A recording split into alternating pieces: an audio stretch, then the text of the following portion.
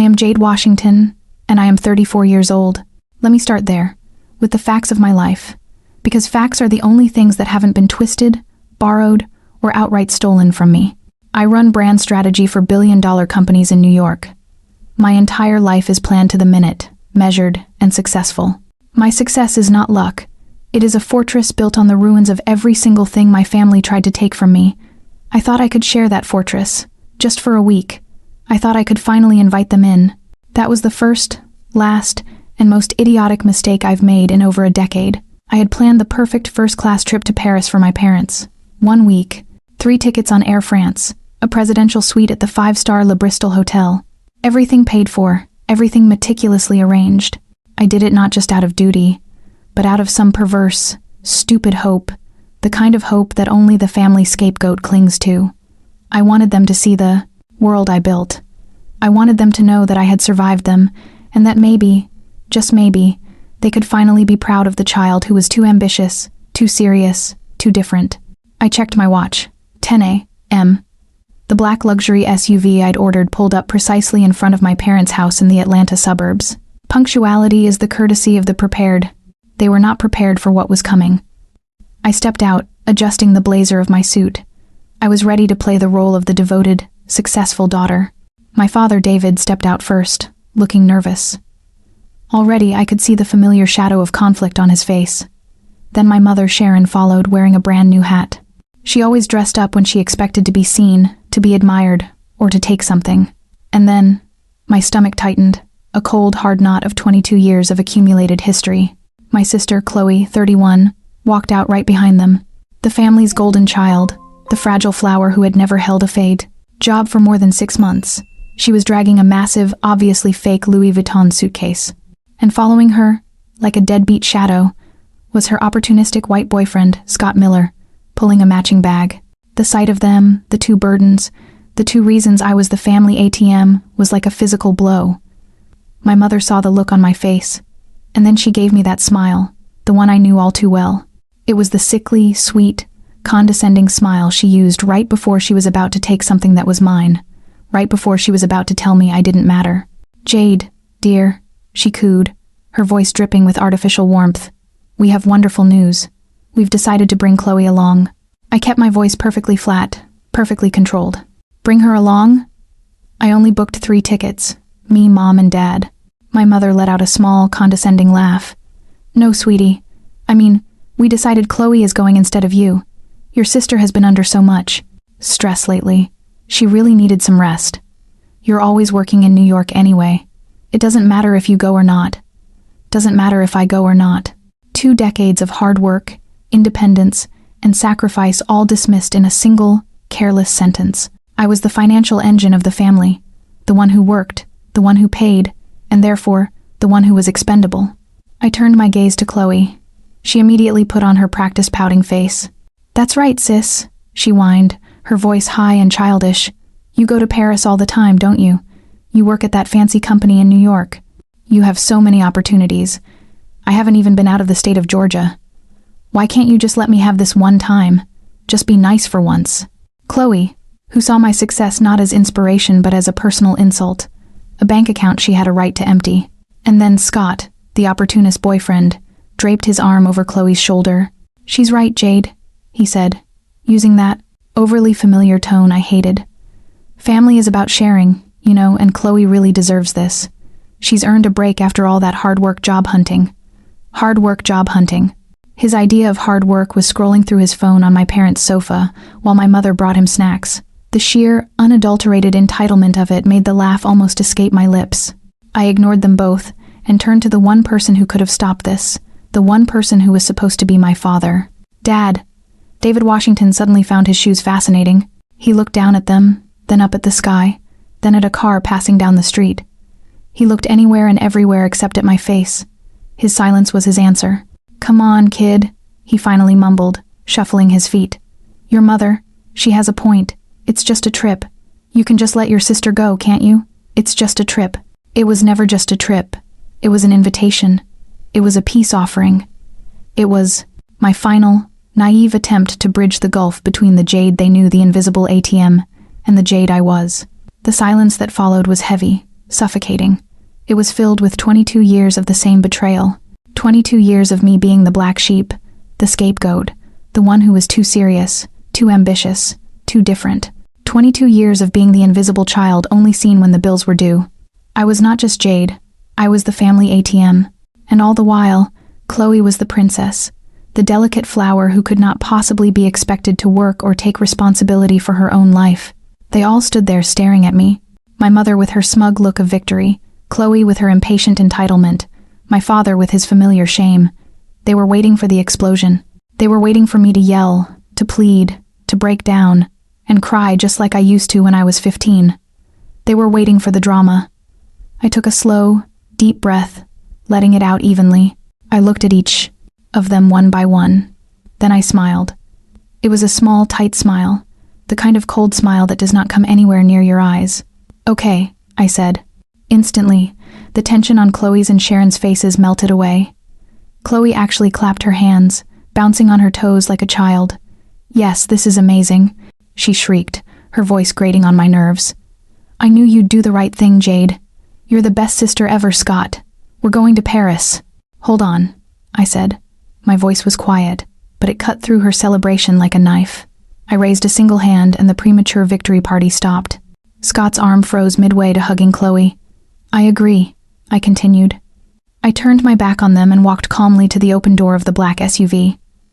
I reached inside and pulled out my leather briefcase. I placed it on the hood of the car. From inside, I pulled out a sleek dark blue folder embossed with the Air France logo. I held up the 3 printed ticket confirmations. "But there is a small detail you seem to have overlooked." I looked at my mother. "These are 3 first-class tickets. The names on them are Jade Washington, David Washington, and Sharon Washington. I will call Air France right now, and I will cancel my ticket." Chloe lunged forward, her eyes wide, grabbing at the folder. "Oh, that's easy," she said, laughing with relief. "Don't cancel it. Just call them and change the name on your ticket to my name, Chloe Washington. It's simple, right?" I pulled the folder back just out of her snatching reach. I looked her dead in the eye. My voice dropped, becoming as cold and sharp as the New York wind in February. "No, Chloe, I cannot do that." Her hands stopped in midair. "What? What do you mean?" "This is a special invitational fare," I explained, my tone clipped and professional. "It is strictly non-transferable. The airline's rules are very clear. I can only cancel my seat."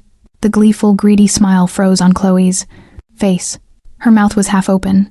She looked like a statue. I then turned my gaze slowly to my mother. Sharon's face was a mask of confusion, like she was trying to solve a math problem that was just beyond her understanding. "So, Mom," I said, keeping my tone polite.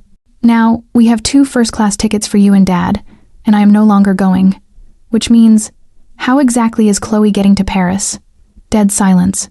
The only sound was a lawnmower from a house down the street. Sharon and Chloe just stared, their faces completely blank, the reality of the situation finally crashing down on them. Scott looked back and forth between us, his simple brain finally realizing this was not a simple transaction. The first hook was set, the first thread was pulled. Now I would sit back and watch them try to solve the very first problem they had created. They wanted the trip without the giver.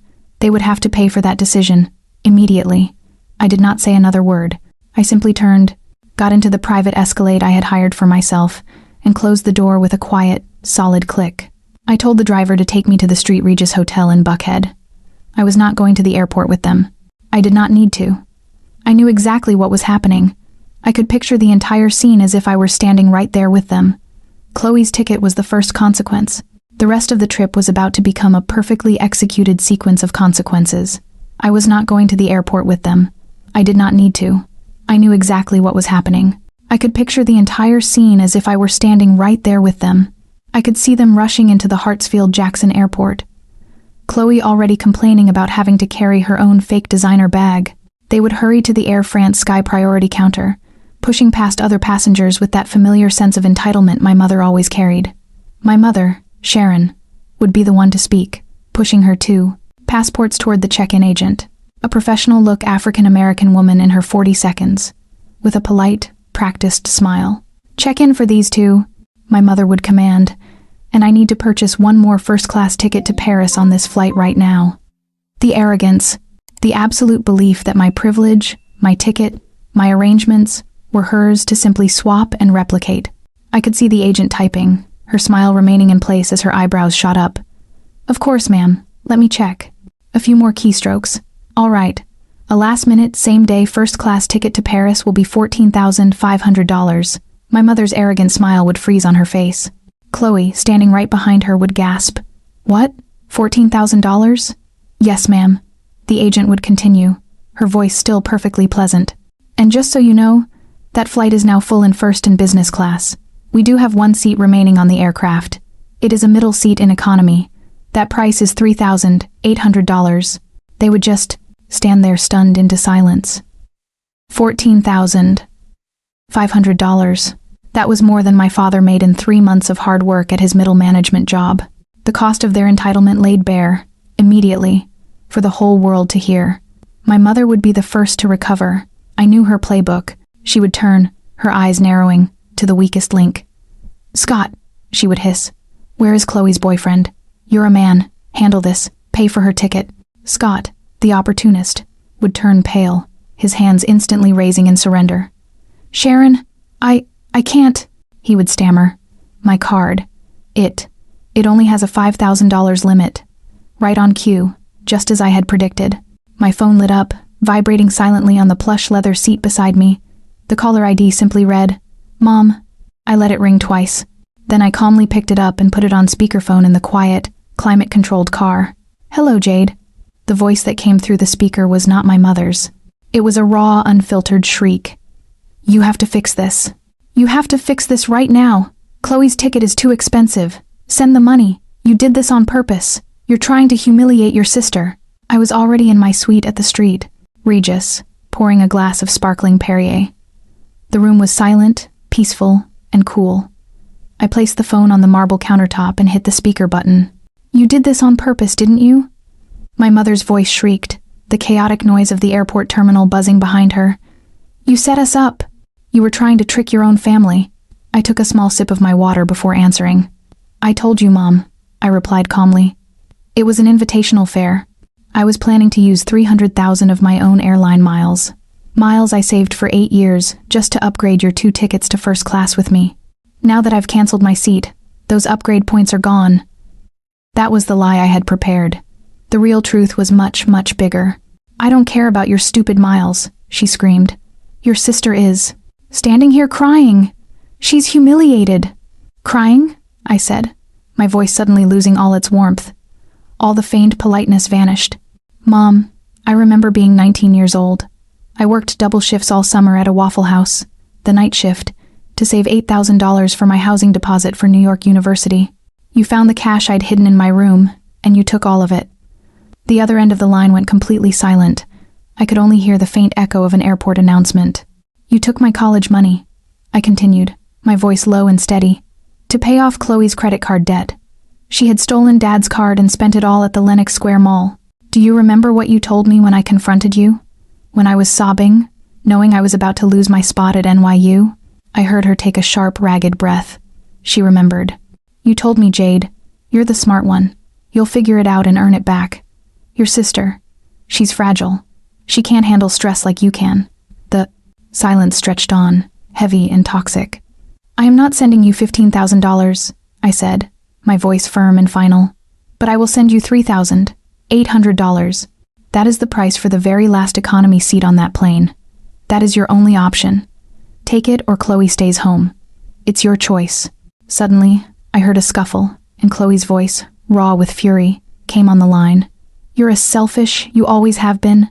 That was Dad's money anyway. You get to be rich. You're supposed to pay us back. You owe us. Goodbye, Chloe, I said. I hung up the phone. I opened my banking app. I transferred exactly $3,800 to my mother's checking account with the memo, Chloe's ticket. The trap was set. The next phase of their vacation was about to begin.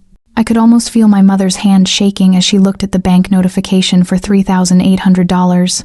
Scott, the boyfriend, clearly let out a visible sigh of relief, happy that he was not the one spending $5,000 on his supposed girlfriend. My mother, fuming, snatched the receipt from the counter. They bought the last economy ticket for Chloe. But the real drama, the real humiliation, was only just beginning. The scene on the airplane itself would be the next act. I could picture my parents, David and Sharon, holding their new first-class boarding passes. They would turn left at the plane door, stepping into the hushed, luxurious cabin. A flight attendant would be there to greet them by name, offering them champagne or orange juice in a real glass before takeoff, handing them a warm towel. They would settle into their private pod seats that could lie completely flat, covered in soft bedding. Then there was Chloe, gripping her $3,800 ticket. She would have to walk past the first-class cabin, seeing my parents sipping their champagne. She would walk past the business-class cabin, past premium economy, and keep walking and walking all the way to the back of the plane to row 42, seat E, the middle seat. She would be crammed between a large man who was already snoring before the plane even took off, and another passenger who was coughing non-stop into a handkerchief. Chloe, who had never flown anywhere but in the front, who was used to my parents catering to her every whim, would be completely stunned. She would look at the tiny cramped seat, the lack of legroom, the scratchy blanket in its plastic bag. She simply could not accept this reality. This was not the glamorous Paris vacation she had stolen. A new hook was now set. The conflict of class and privilege, played out at 35,000 feet, was about to erupt, and I was miles away, enjoying the cool silence of my successful, self-made life. Of course, Chloe did not stay seated. The moment the seatbelt sign turned off, she unbuckled, pushed past the two passengers in her row, and stormed up the aisle. I could picture the raw, entitled fury on her face, that familiar look of a spoiled child who has just been handed a consequence for the first time. She marched all the way through premium economy, through the galley, and yanked back the curtain to the first-class cabin.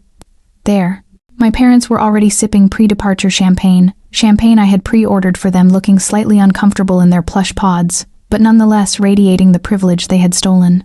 "I am not sitting back there," Chloe announced, her voice echoing through the quiet, refined cabin. "It smells, and the man next to me is disgusting." My mother, Sharon, immediately looked flustered. "Oh, Chloe, honey, just sit for a little while."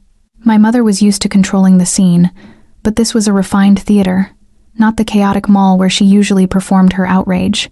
"No," Chloe snapped. She saw a flight attendant approaching and flagged him down. "Excuse me, I'd like a glass of champagne and I need you to move me. My parents are here." She pointed at Mom and Dad. The flight attendant, a polite man, glanced at her boarding pass, which she was, still clutching. "Ma'am, I am sorry, but this cabin service is only for our first-class passengers. I will have to ask you to return to your assigned seat in economy." Chloe's eyes narrowed. And then she did exactly what I knew she would do.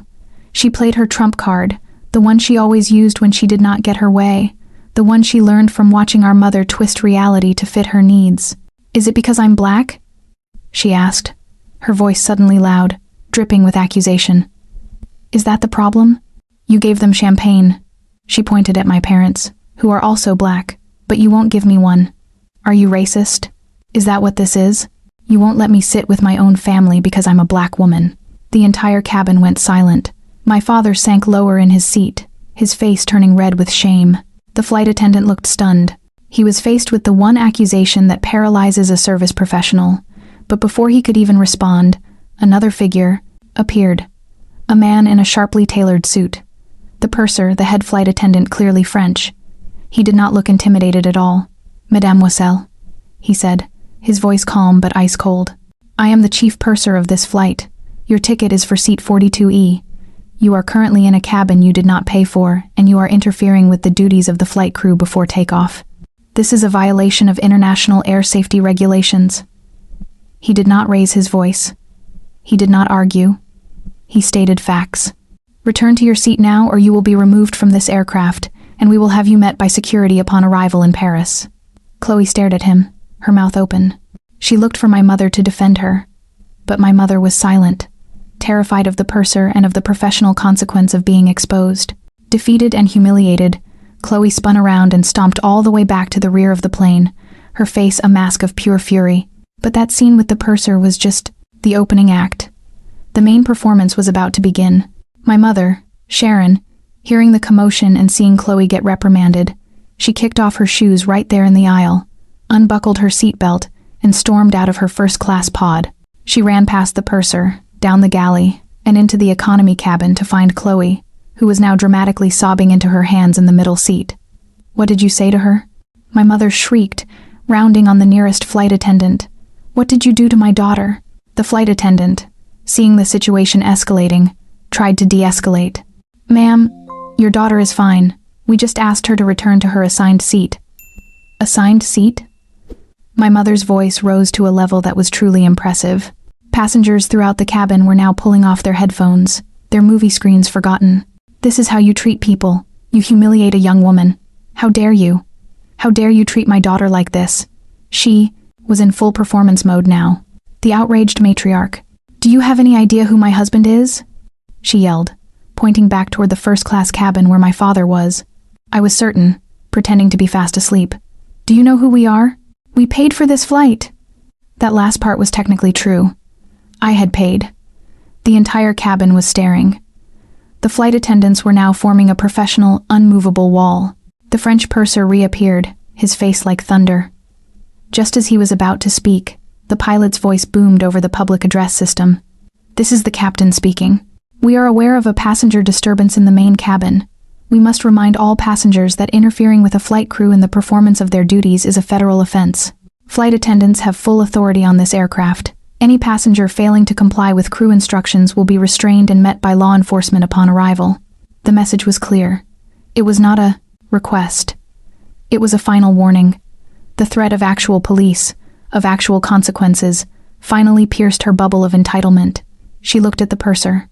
He just stared back, unblinking. She was publicly, completely defeated. Without another word, she turned and marched back to first class, her bare feet slapping angrily on the carpet.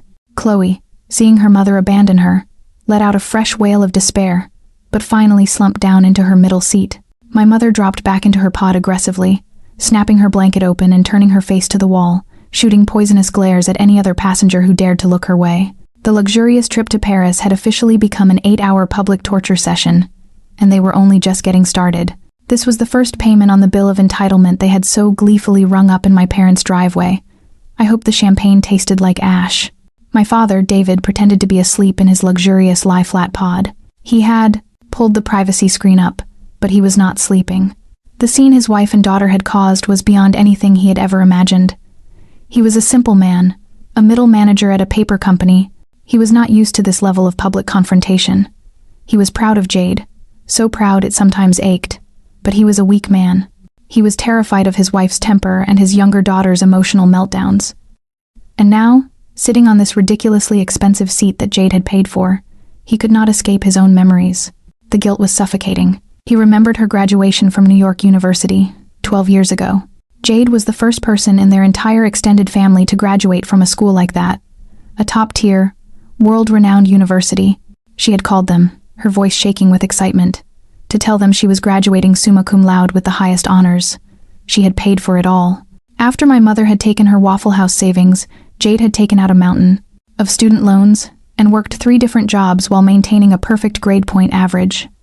She had mailed them 4 tickets to the graduation ceremony at Yankee Stadium. David had wanted to go. He had dreamed of seeing his daughter, his brilliant firstborn, walk across that stage. But Sharon had scoffed. She'd tossed the invitation onto the kitchen counter like it was junk mail. "I'm not going all the way to New York City for that," she'd said. "It's the same weekend as Chloe's 19th birthday, and she wants a pool party." David had tried to argue weakly. "Sharon, this is a once-in-a-lifetime thing. She's graduating with honors." Sharon had turned on him, her eyes flashing. "And who is going to grill the barbecue, David? Who is going to set up the tables? Your daughter is having a party for all her friends.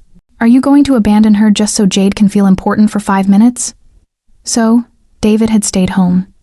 He had stood in their backyard in the hot Atlanta sun, grilling hamburgers and hot dogs for Chloe and her noisy friends. He had missed his daughter's graduation. He had never seen her in her cap and gown. He had never seen her accept the honors she had worked so hard to earn all by herself. A flight attendant quietly slipped a glass of champagne onto his armrest. He picked up the cold, delicate flute. He took a long sip of the expensive French champagne. It tasted bitter. It tasted exactly like regret. My father's feigned sleep was not restful. The expensive champagne in his stomach felt like acid, churning with the guilt of another even sharper memory. It was 2 years ago. The phone had rung on a Tuesday night. He picked it up. "Dad?" It was Jade. And her voice was electric, vibrating with a kind of pure joy he had not heard since she was a little girl. "Dad, I got it. They just told me I got the promotion. I'm the new director of strategy." David's heart had swelled with a pride that was almost painful. He knew what this meant. He knew the hours she put in, the weekends she sacrificed. She was the youngest director in the company's history. She was the only African-American woman to ever reach that level in her division. "That's my girl," he had whispered, his eyes stinging.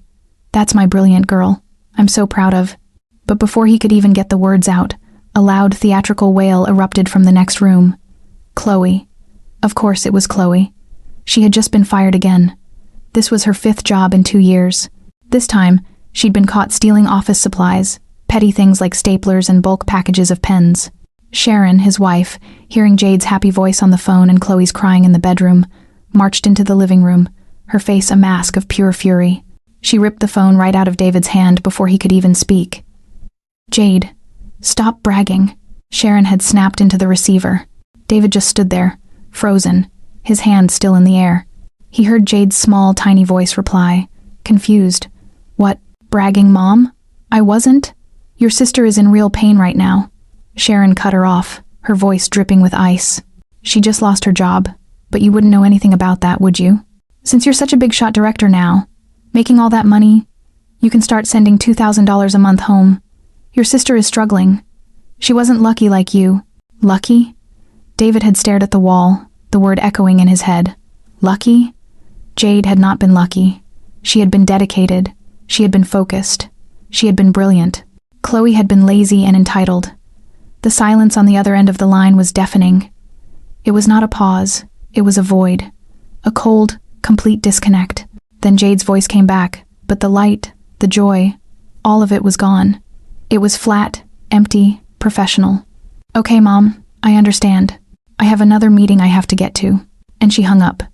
From that day on, Jade never called to share her achievements again. My father shifted in his pod, the ultra-soft, bedding suddenly feeling like a bed of nails.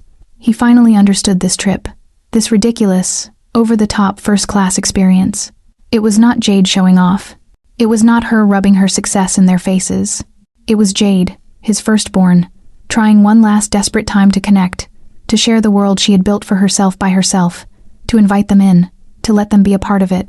And the very first moment they were tested, the very first moment they had to choose between Jade's incredible, hard-won generosity and Chloe's predictable selfish tantrum, they had chosen Chloe. And now he was trapped in luxury, drowning in the taste of bitter, expensive regret. Instantly, the lights in the cabin brightened for the dinner service. In first class, the purser who had earlier reprimanded Chloe approached my mother with a warm smile. "Mrs. Washington, the lobster thermidor you pre-ordered." My mother beamed. This was what she was expecting. A flight attendant unfolded a heavy linen napkin and placed it in her lap, then set down a porcelain plate holding a perfectly cooked lobster tail bathed in a rich, creamy sauce. Another attendant poured her a large glass of an expensive French Chardonnay. She picked up the real, heavy metal fork and knife and took her first bite. She closed her eyes in ecstasy. This was the treatment she deserved. This was what Jade owed her. My father, on the other hand, just stared at his own identical plate. The rich smell of the lobster made his stomach churn with guilt. He saw the memory of Jade's graduation, of her excited voice on the phone. He pushed the food around his plate. Far behind them in the back of the plane, the heavy economy cart rumbled to a stop at row 42. "Chicken or pasta?" the tired flight attendant barked, not even looking at Chloe. "What?" Chloe snapped. "Chicken or pasta?" I guess chicken," Chloe mumbled, disgusted. The flight attendant slapped a hot, rectangular aluminum foil tray onto her plastic table. It came, with a small, cold bread roll in a plastic wrapper and a tiny cup of water. Chloe peeled back the foil. A puff of steam revealed a dry, gray-looking piece of chicken sitting on a solid, congealed brick of yellow rice. 3 limp boiled carrot slices were stuck to the side. The entire thing smelled like wet cardboard. This was the final insult. She knew what her parents were eating. She knew they were sipping champagne and eating real food. And she was given this prison food. She turned to the woman in the aisle seat, the one who had been coughing. "Can you believe this garbage?" Chloe hissed, jabbing her plastic fork at the chicken. "They charged $3,000 for this." The woman, who just wanted to be left alone, sighed and put on her headphones. "It's airplane food, honey. It's not supposed to be good." No, Chloe said, her voice rising, forcing the woman to hear her. This is abuse. My parents are in first class right now eating lobster. This is what they give me. This is racist! The woman just closed her eyes, trying to block her out. This only made Chloe angrier. Are you deaf? I'm talking to you. You think this is okay? The passenger in the window seat, the large man who had been snoring, woke up. Lady, shut up, he grumbled. Some of us are trying to sleep. Chloe gasped, completely outraged that anyone would dare speak to her that way.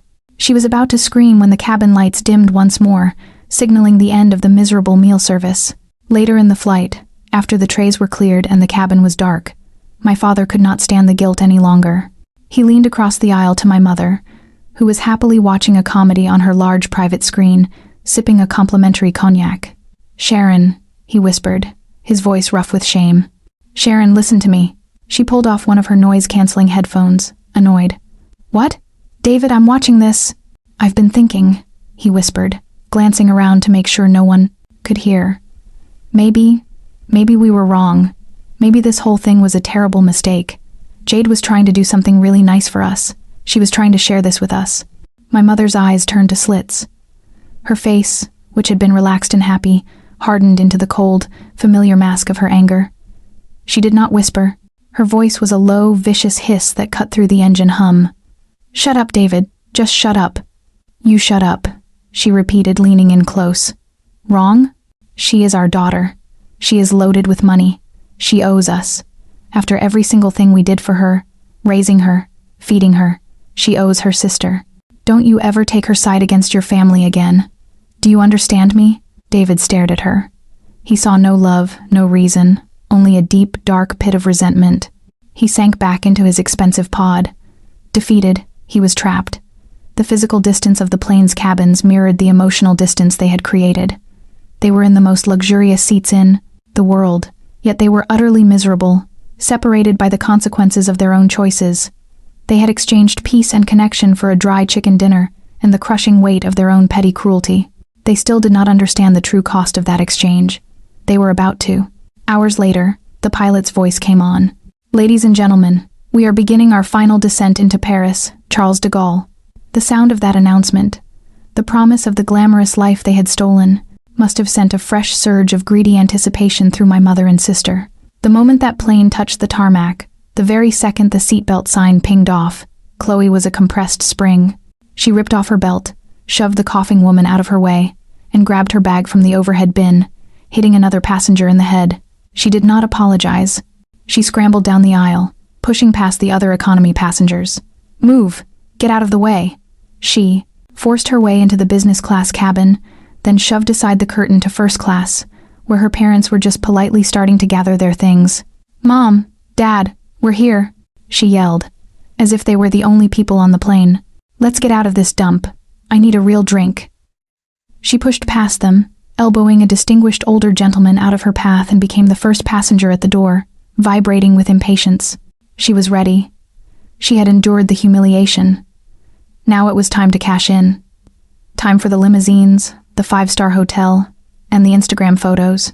She was completely, blissfully, and stupidly unaware of what was actually waiting for her on the other side of that door. Chloe burst through the automatic doors into the Charles de Gaulle arrivals hall first, as if she were a celebrity. She had her phone out, ready to record, expecting to see a uniformed driver holding a sign with her name on it. She stopped. Where is he? She demanded, looking around the crowded terminal. Mom, where's the limousine driver? My mother Sharon glided out after her, still radiating that first-class arrogance. Her chin held high. He will be here, Chloe. Calm down. He will have a sign. Washington, just look for the sign. My father and Scott trailed behind, hauling all the heavy fake designer luggage, already sweating. My mother confidently scanned the row of drivers.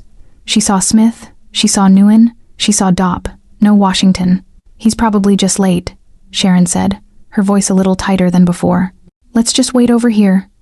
They stood awkwardly by a concrete pillar. 10 minutes passed. The crowds from their flight thinned out. Chloe's manufactured excitement was rapidly souring into her more natural state of petulant whining.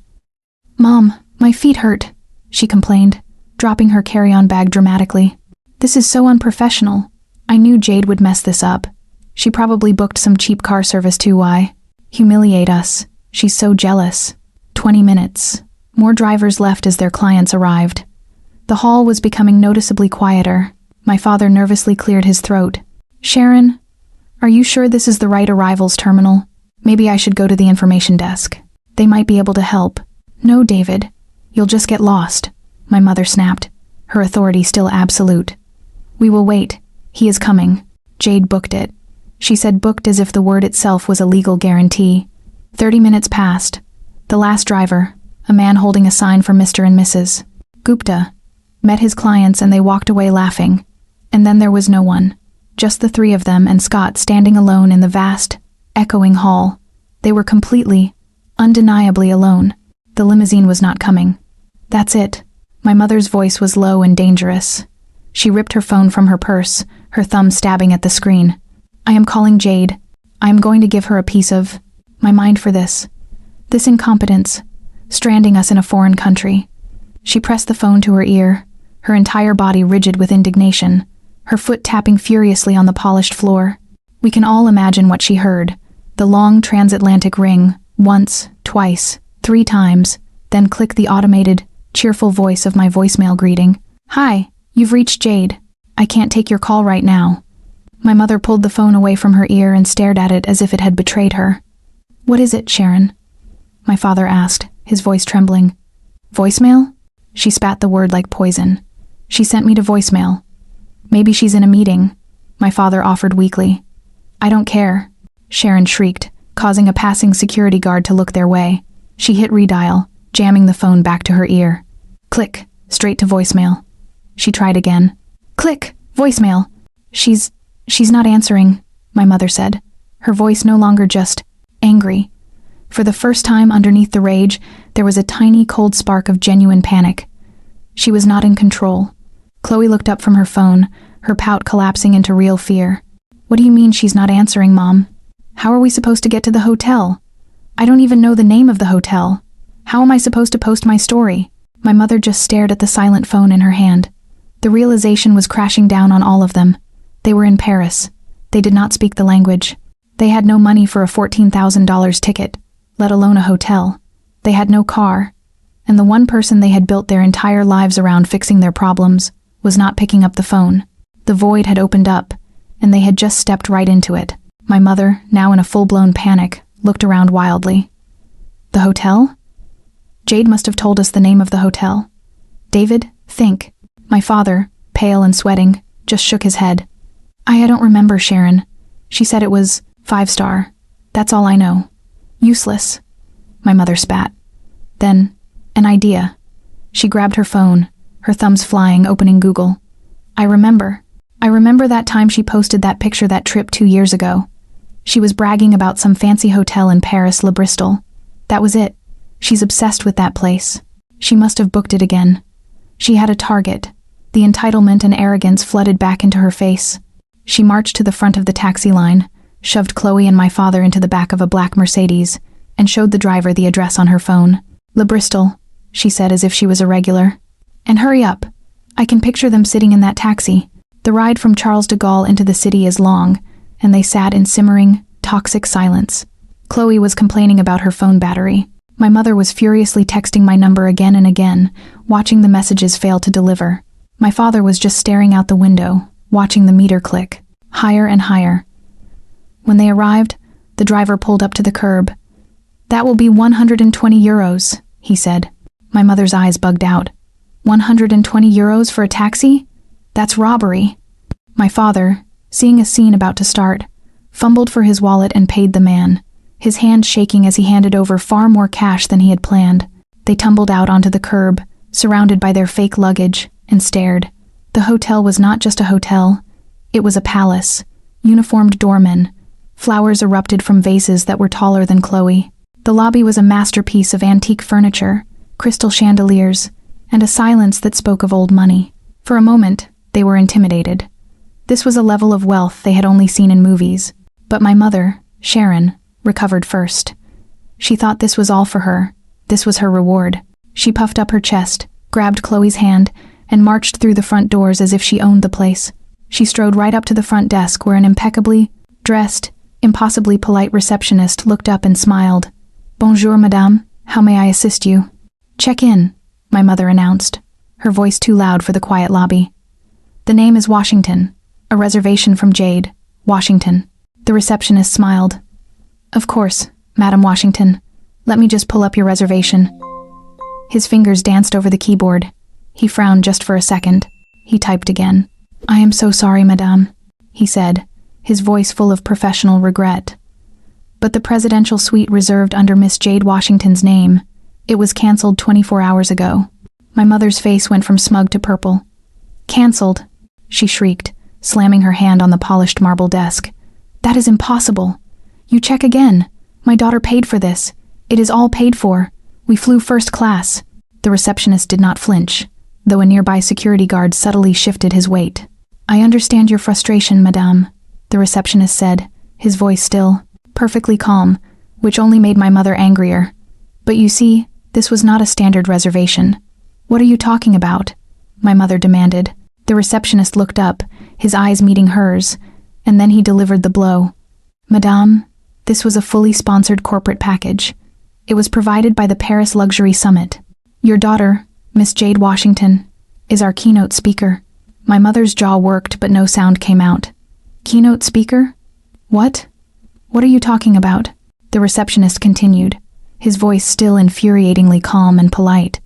"This entire package, madame, the first-class travel, the airport transfers, the presidential suite, it was all part of the invitation package for our guest of honor, Miss Jade Washington." He looked at his screen again as if to confirm the details. "Our system shows that Miss Washington's original flight was cancelled from her end earlier today. As this entire package was linked to her attendance as the speaker, the system automatically cancelled all associated services. That includes the suite and, of course, the complimentary limousine service from the airport." He looked up at them with a look of professional sympathy. The invitation was strictly for the speaker and her registered travel companions. Since the speaker was no longer coming, the package was voided. My mother just stared, her mind unable to process the words, keynote speaker, guest of honor. But my father finally understood. The blood drained from his face. He looked in that moment 10 years older. "Oh my God," he whispered, his voice catching. He stumbled back, one hand gripping the edge of a velvet chair. "Oh my God, Sharon." He looked at my mother, his eyes wide with a horrifying, complete understanding. This wasn't a vacation, Sharon, don't you see?" His voice was barely audible. "This was her work. This was a business trip. She was being honored for something, and she invited us. She invited us to come with." Chloe, however, was completely oblivious to the gravity of the situation. She was just angry and tired. "So what?" she snapped, crossing her arms. "Who cares?" So her room got cancelled. "Just book another one. I am not standing in this lobby all night. My feet are killing me. Mom, tell him to get us a new room." My mother, jolted by Chloe's voice, looked at the receptionist. Her face was pale, her arrogance shattered, replaced by a desperate, trembling panic. "Fine," she whispered, her voice cracking. Just give us a room. What's the price? How much for just a regular room for tonight?" The receptionist's polite mask remained perfectly in place. He tapped a few keys. "Of course, madame. Let me see what we have available." He paused. "Ah, yes. We have one deluxe room available for this evening. The price for tonight is 3,500 euros. Complete dead silence." My father looked like he was going to be sick. Chloe's jaw dropped, her demand for a new room dying on her lips. My mother just stared as if the receptionist had just slapped her. They did not have 3,500 euros in the world, let alone euros. The receptionist's words, 3,500 euros, echoed in the dead silence of the lobby. The cost of one night had officially bankrupted them. The second, much larger, trap had snapped shut.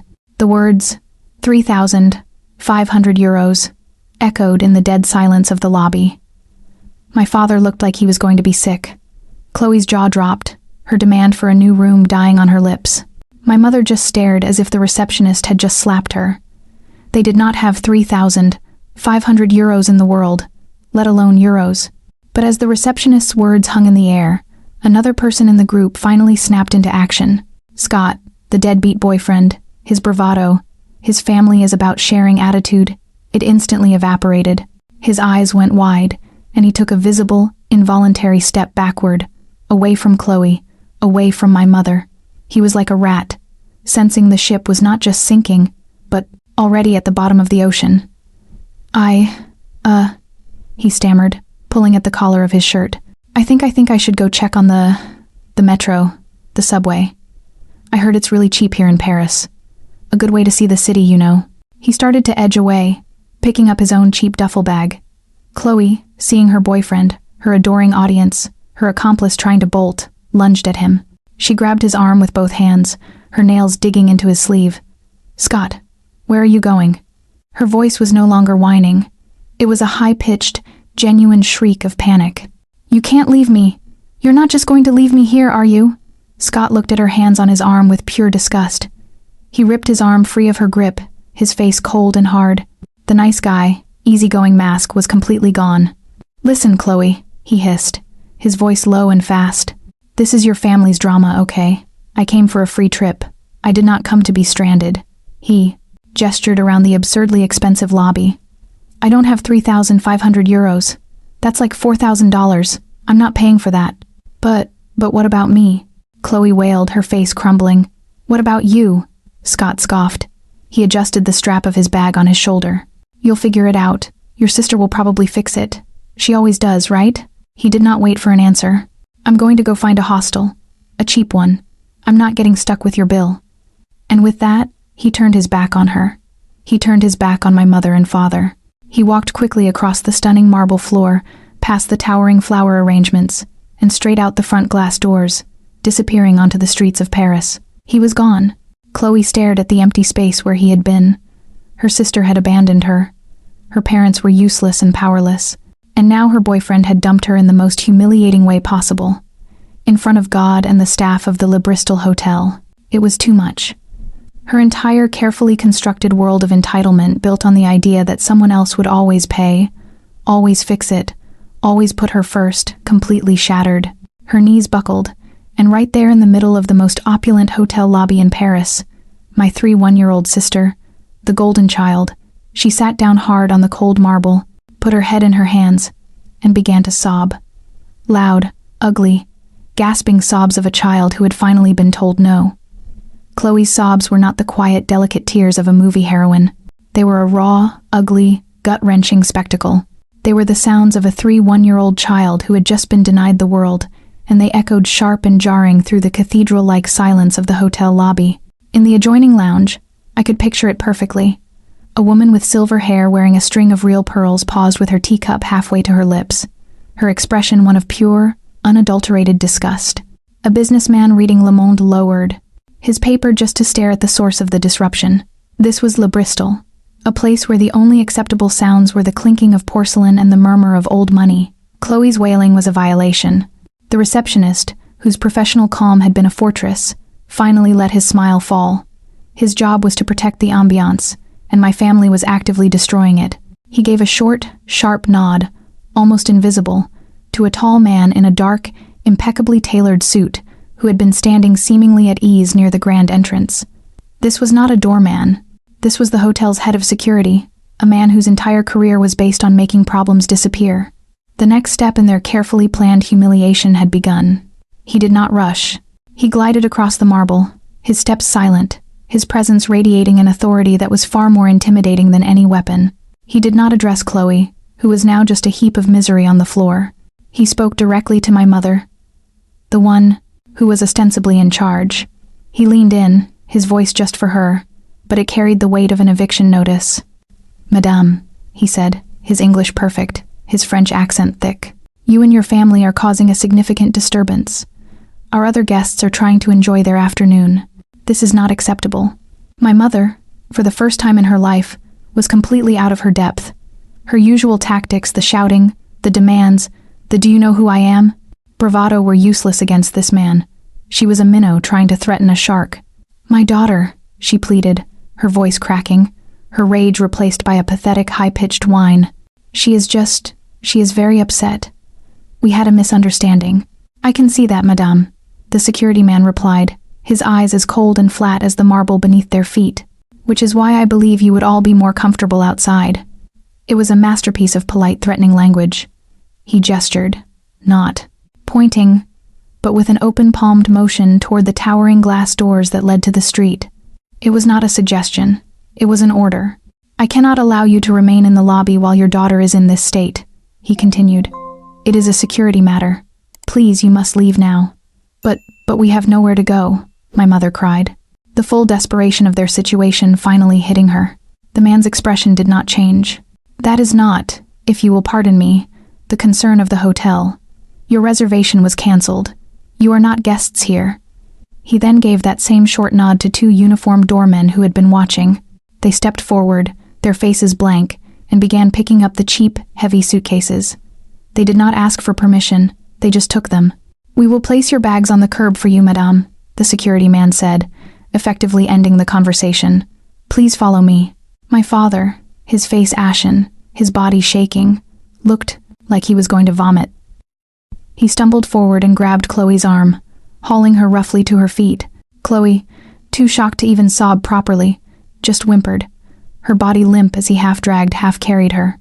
My mother, speechless, with a humiliation so profound it had stolen her voice. Her entire identity as a powerful matriarch shattered, simply followed. I can see that walk, the walk of shame. The three of them, led by the silent security guard, across that magnificent, sun-drenched lobby. They passed the elegant woman with the pearls, who pointedly turned her head away. They passed the businessman who watched them over the top of his newspaper with a look of cold amusement. They were trash. They were loud, poor American tourists who had been exposed and were now being taken out. The heavy glass doors opened with a silent, automatic whoosh. The two doormen placed the collection of fake Louis Vuitton bags on the sidewalk with a thud. "Bonjour, madame," one of them said, his tone perfectly polite, which somehow made the humiliation sting even more. The security guard stood in the doorway, a solid, unmoving wall. My father tried to look back, perhaps to plead one last time. "Sir, please." "Goodbye, madame," the guard said, and the doors glided shut, sealing them out, the click of the lock echoing the finality of their expulsion. They were standing on the curb of the Rue du Faubourg Saint-Honoré, one of the most expensive, exclusive streets on planet Earth. They were, for all intents and purposes, homeless. The sounds of Paris rushed in, the high-pitched peep of a nearby scooter, the rumble of a city bus releasing its air brakes, the smell of expensive perfume from a woman who brushed past them, her fur coat grazing my father's arm, and the smell of hot diesel exhaust. They were surrounded by life, by movement, by unimaginable wealth. And they were stranded. My father just kept muttering it. He leaned against a gilded lamppost, his hand over, his heart, his breathing shallow. A keynote speaker. She said it.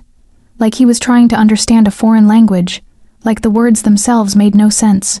Chloe had just collapsed onto one of the suitcases, her face buried in her hands, her body shaking with those awful, gulping sobs. She was a broken 1-year-old child, her mooching boyfriend gone, her fantasy vacation in ruins. But my mother, Sharon, after the initial paralyzing shock, felt something else take over. Pure, unadulterated survivalist panic. Her pride was gone. Her humiliation was a luxury she could not afford. All that mattered was getting off the street. "Stop that, David," she hissed, her voice a low, ragged whisper. "Stop saying that. It doesn't matter. She tricked us. She set us up. She abandoned us. That's what matters. Now get yourself together. We just need a cheaper hotel. There has to be a Best Western or a Holiday Inn or something. Somewhere for normal people." She looked at my father, her eyes desperate. "David, your wallet. Give me your wallet. How much cash do you have?" The next wave of consequences was about to break over them. My father, his hands shaking so badly he could barely get his wallet out of his back pocket, fumbled with it.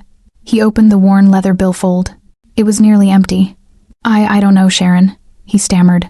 I had to pay the taxi from the airport. The man charged 120 euros. It was almost all I brought." He pulled out the remaining bills. A 20, a 10, a few fives. "I only have, maybe 60 euros left." 60 euros? My mother hissed, her eyes wide with terror. 60 euros? That's not even enough for dinner. You came to Paris with less than 200 euros? You told me Jade was paying for everything." He defended himself, his voice weak. "You told me we wouldn't need any money. Useless. She spat at him. She turned, her mind racing. It's fine. It's fine. I'll use my card. I have my credit card. I'll use my own card. She clutched her purse to her chest like it was a life raft. We'll find another taxi. We'll go. We'll go back to the airport. There are always cheap hotels at the airport. She felt the need right then to prove she still had power. To prove she was not as broke and pathetic as she felt. She was still Sharon Washington. She saw a small green kiosk on the corner, the kind that sold newspapers and cold drinks. She marched over, her heels clicking angrily. She grabbed a bottle of Evian water from the cooler. She slammed it on the counter in front of the bored-looking vendor. Just this, she snapped, pulling her wallet from her purse. She took out her Visa card, her good card, the one with the high limit, and pushed it at him. The vendor, without a word, took the card and ran it through his machine. A moment later, a high-pitched, irritating buzzed sound. He looked at the screen, then at her. Declined, he said, his English thick. What? That's impossible. Run it. Again. Your machine is broken, she ordered. The vendor sighed, annoyed, and ran it a second time. Zzz, he shook his head. Declined. Madame, no. No. My mother snatched the card from his hand. She rubbed the magnetic strip furiously on her blouse, as if polishing it would restore her credit. There are thousands of dollars on this card. I know it. Try it one more time. The vendor, his patience gone, ran it a third and final time. Bzz. He pushed the card back at her. Madame, the card, he said, tapping his own head. It is no good. Finished. You pay cash. And then the final horrifying realization hit her. The shopping, the trip to Saks last week, the new camel hair coat she'd bought, the 2 new pairs of shoes still in her luggage, the matching handbag. She had justified it all, telling herself she had to look perfect for her daughter's fancy Paris trip, that she couldn't look poor. She had maxed it out. She had maxed out every single cent right up to the $30,000 limit, assuming Jade's money would cover the actual vacation. She had no cash. She had no credit. They had no hotel. They had no way to get a taxi. They had no way to even buy a €1 bottle of water. She stumbled back from the kiosk, the bottle of water still on the counter, the vendor staring at her with contempt. She staggered back to her family, a weeping daughter and a broken husband on the most beautiful street in the world. She had one last option. Her hands shaking so badly she could barely control her fingers, she pulled her phone from her purse. She fumbled with the screen, her vision blurred with panic. She stared at the contact name. Jade. Her pride, her anger, her entire life's identity, everything was secondary now. She pressed the phone to her ear, her entire body trembling. She was expecting the click of voicemail. She was praying for the click of voicemail just so she could scream at it. But this time it rang, and then a click. It connected. Hello, Mom, my voice came through the speaker. It was not angry. It was not smug. It was just calm, collected, and impossibly clear. And from behind my voice, she could hear it faintly but unmistakably, the sound of a string quartet playing classical music, the polite, happy murmur of a large crowd, and the gentle, celebratory, unmistakable clinking of champagne glasses. The ultimate humiliation was ready to be delivered. My mother's hand, the one holding the phone to her ear, was shaking so violently she could barely keep it there. She was staring at the impossible. Beautiful building, a palace of light and warmth, while she stood in the cold, dark street. Hello, Mom. My voice came through the speaker. It was not the voice of her daughter. It was not angry or scared or triumphant. It was just calm. It was collected, clear, and steady. And behind my voice, she could hear it faintly but unmistakably, the sound of a string quartet playing classical music, the polite, happy murmur of a large, sophisticated crowd, and the gentle, celebratory, unmistakable clinking of champagne glasses. The sound of that party, the sound of the world she had just been physically ejected from, was like a match on gasoline. My mother's mind, already overloaded with panic and humiliation, simply shattered. Jade, she shrieked. It was not a word. It was a raw, primal scream that had nothing to do with anger and everything to do with pure animal terror. Jade, you did this. You did this to us. I said nothing. I let her scream into the void. Where are you? She wailed, her voice cracking, hot tears of rage and self-pity streaming down her face. You tricked us. You played your own family. You abandoned us. I could hear her taking a ragged, sobbing breath, gearing up for the next volley. They kicked us out, Jade. The hotel. That man in the suit, he threw us out. He threw us out onto the street like we were garbage. Your own family, your mother. Still, I said nothing. The faint, elegant sound of the string quartet continued from my end. We have no money. Do you hear me? She screamed, her voice getting higher, cracking with hysteria. No money. Your father, he has 60 euros. 60 euros. And my card. My credit card, Jade. It's declined. It's declined. It's maxed out. It's all gone. The list of her catastrophes tumbled out. And Chloe. Oh God, Chloe. She sobbed, turning to look at the weeping heap of her favorite child. She's just sitting here on the curb. She won't stop crying. And that boy, Scott, he left her. He just walked away. He's gone, Jade. He abandoned her. He abandoned your sister. She was sobbing so hard now. The words were just wet, incoherent sounds. You left us here. You left your family in Paris with no money and no hotel and no way home. How could you? How could you be so cruel? What did we ever do to you that was so bad? What did you do to us? Her rant finally exhausted itself, collapsing into the series of wet, gasping sobs. The only sound from my end was the polite murmur of the crowd and the clinking of glasses. I let the silence stretch out, letting her accusations, her terror, her complete unraveling, hang in the cold Paris air between the phone and her ear. Finally, after what felt like an eternity, I spoke. Are you finished? My voice, still so calm, so devoid of the drama she was drowning in, seemed to stun her into silence. Good, I continued, my voice perfectly level. First, I need you to stop screaming. You're causing a scene. People are starting to look. My mother sniffed, her brain foggy, confused. What? What are you talking about? Who can see me? Nobody can see me.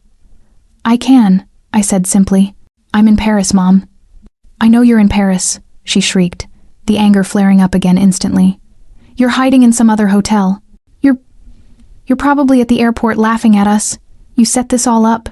No, I said, and this time my voice cut through. The night, sharp and clear. I'm not in a hotel. I am in the hotel. I am standing in the main ballroom of the Le Bristol. I paused. I could almost feel her mind stop, her entire body freezing on that sidewalk. I am at this very moment. I continued, standing by the grand staircase, looking out the main window. I watched her, a small pathetic figure on the curb. I am about 50 meters away from where you, Dad, and Chloe are huddled on the sidewalk.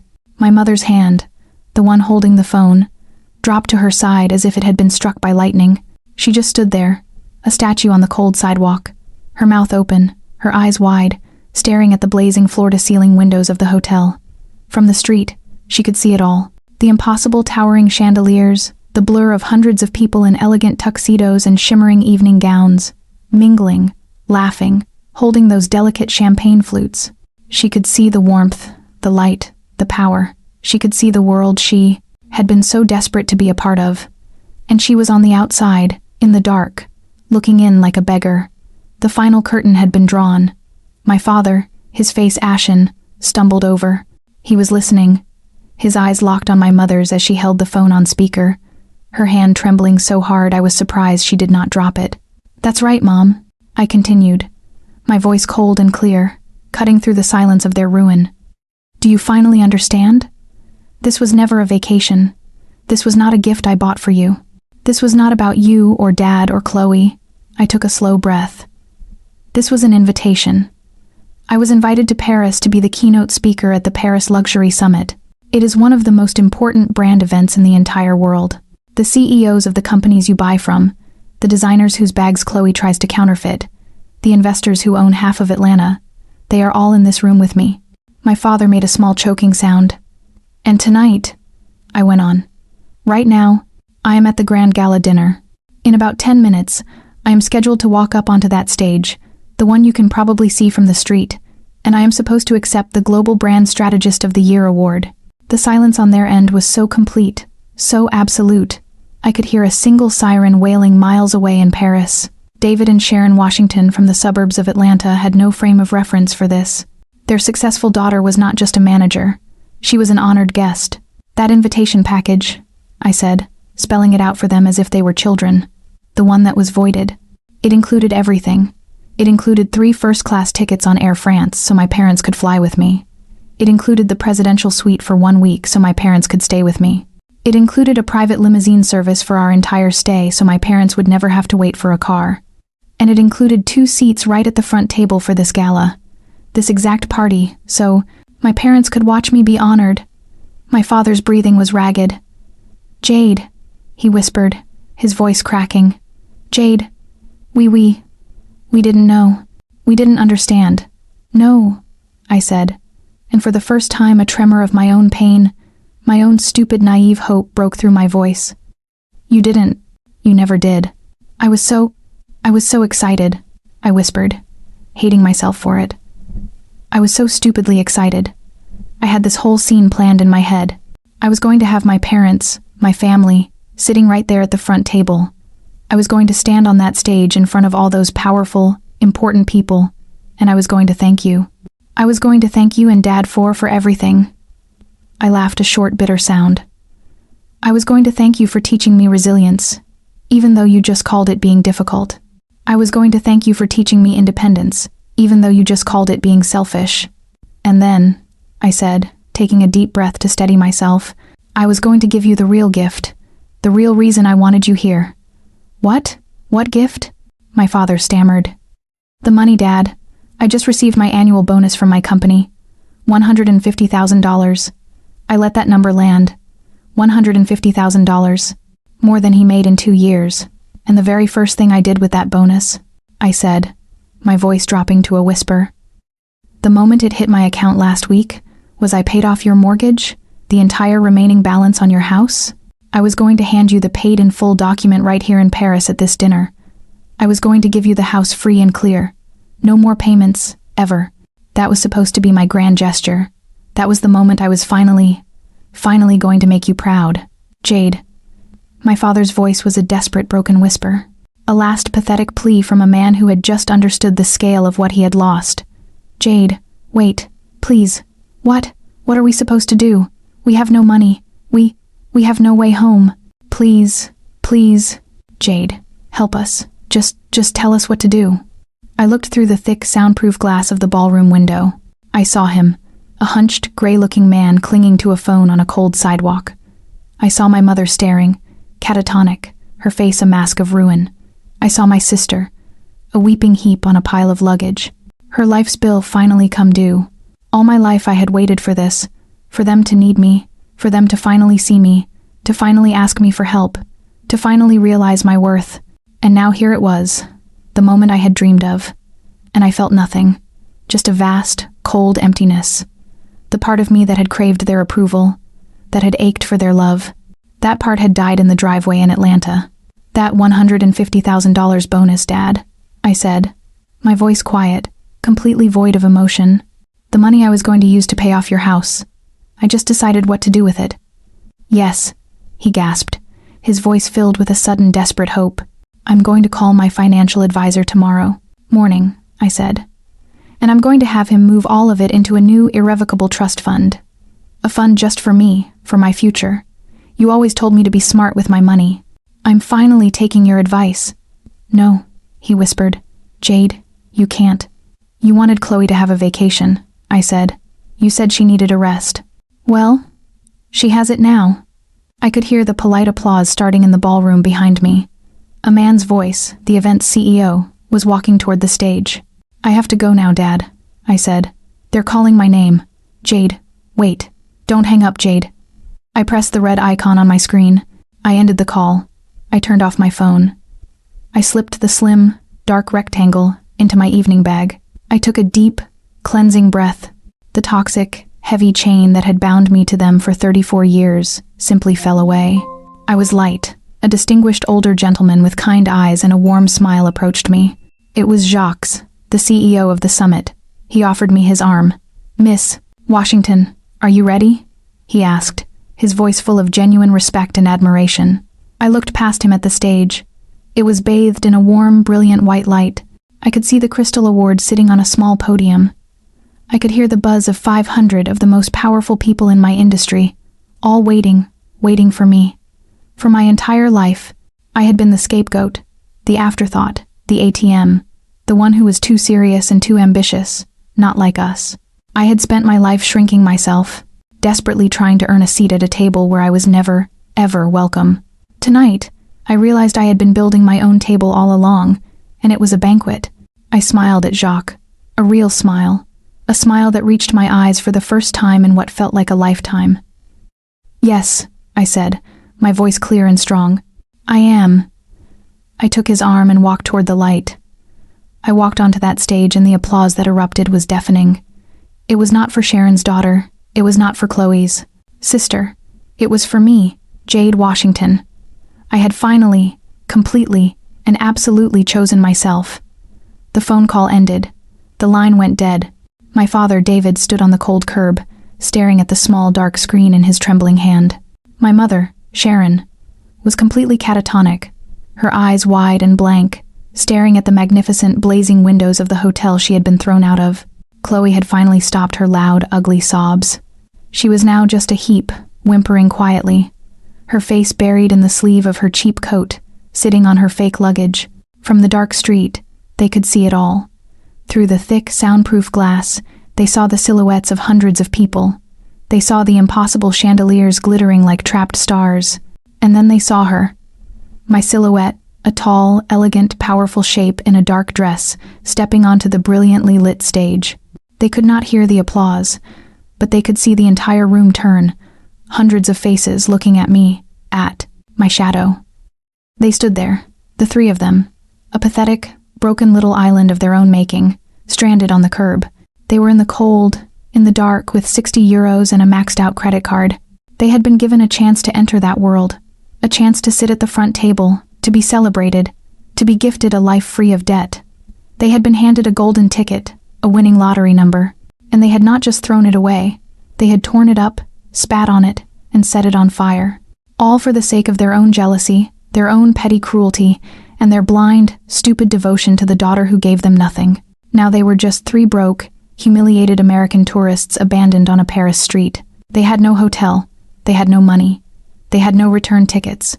Their only option, their only logical next step, was to find a police officer, to be taken to a shelter, and to wait until morning, to then make the humiliating journey to the United States Embassy, to beg for an unexplanation, emergency loan, and to be flown home in disgrace on the government's dime. They had wanted a vacation. They had wanted Chloe to rest. Instead, they had earned a lesson in consequences, a lesson they would be paying off for the rest of their miserable lives. My voice echoed in the opulent ballroom as I reached the podium, but my words were for me alone. My value is not determined by those who treat me as an option. True liberation comes when you stop seeking approval from people who are blinded by their own entitlement and jealousy. By investing in myself instead of endlessly chasing their validation, I reclaim my power. Family is not a lifelong excuse for disrespect. Setting boundaries and protecting your success is the ultimate act of self-worth. The greatest payoff is not revenge, but finally choosing myself. The applause that washed over me as I stood on the brightly lit stage was not just for the Global Brand Strategist of the Year award. It was the sound of a door slamming shut on 34 years of emotional debt. It was the music of my own liberation. I looked out at the faces, powerful, respected, self-made, and realized this room was the world I had fought to build, brick by painful brick. It was the antithesis of the dark, suffocating corner they had just exiled themselves to. From the window, I could see them one last time. 3 static, broken figures. The mother, still catatonic, her expensive coat and new hat doing nothing to conceal the ruin of her face. The father, hunched and defeated, the weight of a paid-off mortgage he'd sacrificed for a pool party crushing him. And Chloe, the golden child, a mound of sobbing entitlement, finally given nothing. They had been given a chance to sit at the front table. They had been given a chance to be celebrated. They had been handed a golden ticket, a winning lottery number, and they had torn it up, spat on it, and set it on fire. All for the sake of their own jealousy and their blind, stupid devotion to the daughter who gave them nothing. They had wanted a vacation. They had wanted Chloe to rest. Instead, they had earned a lesson in consequences, a lesson they would be paying off for the rest of their miserable lives. I stepped up to the microphone, the Crystal Award cool and heavy in my hand. I was expected to give an acceptance speech, a gracious nod to my company, my mentors, and my family. The word tasted like ash on my tongue. My voice, when it came, was clear, strong, and entirely my own. Thank you. This award is for anyone who has ever been told they are too much, too serious, too ambitious, too difficult. It is for those who learned that resilience is not a trait you are born with, but a quality you forge in isolation. I learned that your value is not determined by those who treat you as an option. True liberation comes when you stop seeking approval from people who are blinded by their own entitlement and jealousy. I paused, letting my gaze fall to the glittering crowd, though my mind was fixed on the cold Paris street. For 34 years, I fought to belong to a narrative that was never mine. I chased validation. I tried to pay off a debt of love that was never owed. Tonight, that debt is paid in full, and the terms have been decided by me. The greatest payoff is not revenge, but finally choosing yourself. I spoke about investing in myself, protecting my success, and setting boundaries. I spoke about self-worth. I spoke about the $150,000 a number that represented not money, but the final, brutal severance of a financial and emotional umbilical cord. I did not mention the mortgage. That was a secret the silence of the street could hold forever. When I stepped down from the stage, I felt a sense of peace that was more luxurious than any presidential suite. The story was over. For David, Sharon, and Chloe Washington, the next steps were stark and ugly. They had no hotel, they had no money, they had no return tickets. Their only option was the ultimate humiliation: finding a police officer, begging for shelter, and then making the journey to the United States Embassy to plead for an emergency loan, to be flown home in disgrace on the government's dime. The journey of consequence was over, and the consequences were absolute. They were left with the knowledge that the person they had most relied upon, the person they had most used and ignored, was the one who held the key to their entire future, and she had chosen to use that key to lock them out. They were stranded, not in a foreign city, but in the desolate country of their own making. I had finally won the last laugh.